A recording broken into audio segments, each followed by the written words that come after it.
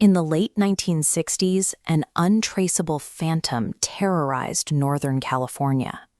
He was a powerfully built man who wore a medieval executioner's hood, striking young couples in secluded lovers' lanes before vanishing into the night without a trace. His sudden, brutal attacks threw the entire Bay Area into a state of intense panic. Parents placed their children under strict curfews, and usually crowded diners and drive-ins sat completely empty after sunset. The killer mailed encrypted letters and physical evidence directly to major newspapers, effectively weaponizing the press to manipulate public perception and guarantee himself front-page coverage. His most terrifying escalation came when he explicitly threatened to target the region's youth. He promised to shoot out the front tires of school buses and pick off the children as they bounced out, forcing authorities to place heavy police escorts and aerial patrols on standard morning routes. His true power didn't stem solely from his acts of physical violence. By hijacking the press and turning his crimes into public spectacles, he ran a highly effective psychological warfare campaign that held millions of people hostage. He embedded his identity within complex cryptograms, daring the authorities to catch him.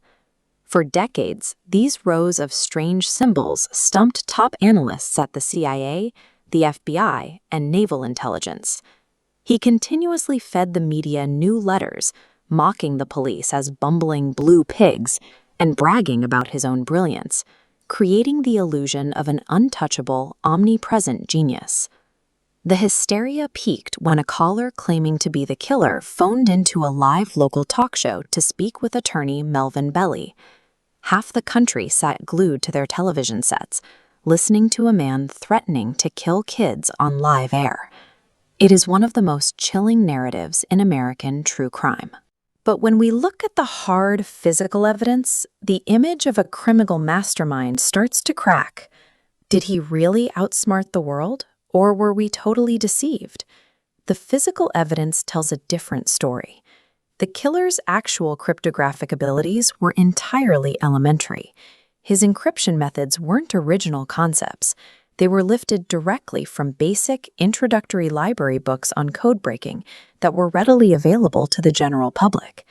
In fact, the FBI wasn't the agency that cracked his very first highly publicized cipher. It was solved over a single weekend by a husband and wife pair of school teachers sitting at their dining room table.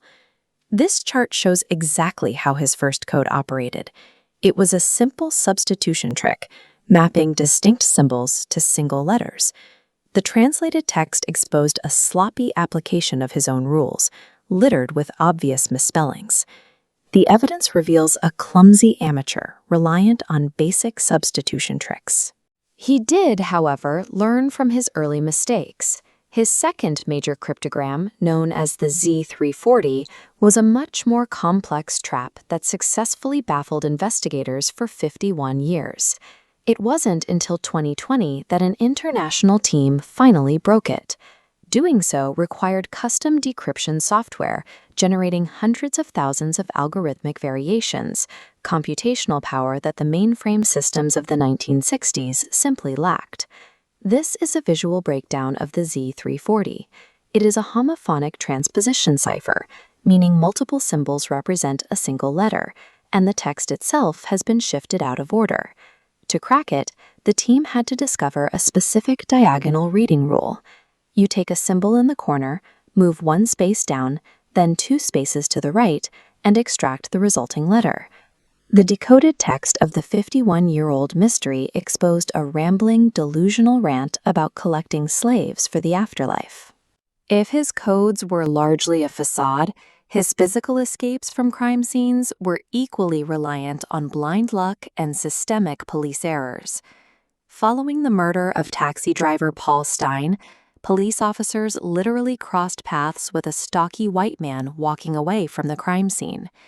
The officer spoke to him, but let him walk away into the fog. Police dispatch had mistakenly broadcast a suspect description of a black man, prompting the unit to ignore the killer standing right in front of them. The investigation was severely crippled by geography. The murders occurred across multiple independent jurisdictions, like Vallejo, Napa, and San Francisco, that often failed to communicate or share basic evidence. The case is so riddled with inconsistencies that researcher Thomas Horan proposes a provocative theory. The Zodiac might be a literary invention. Because the murder methods varied so wildly, he suggests a writer simply mailed letters taking credit for unrelated crimes. He survived due to a chaotic media narratives and catastrophic law enforcement blunders, rather than any superior criminal cunning.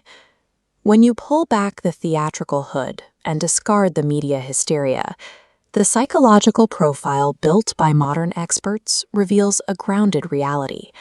The perpetrator was a deeply lonely, pathetic misogynist who was incapable of forming normal, consensual relationships. Investigators believe his horrific attacks on young couples in secluded areas were a violent, twisted substitute for the real intimacy he lacked in his daily life.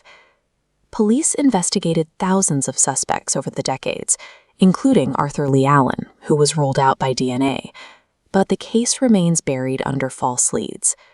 The Zodiac Killer remains a failure who successfully branded himself as a supervillain.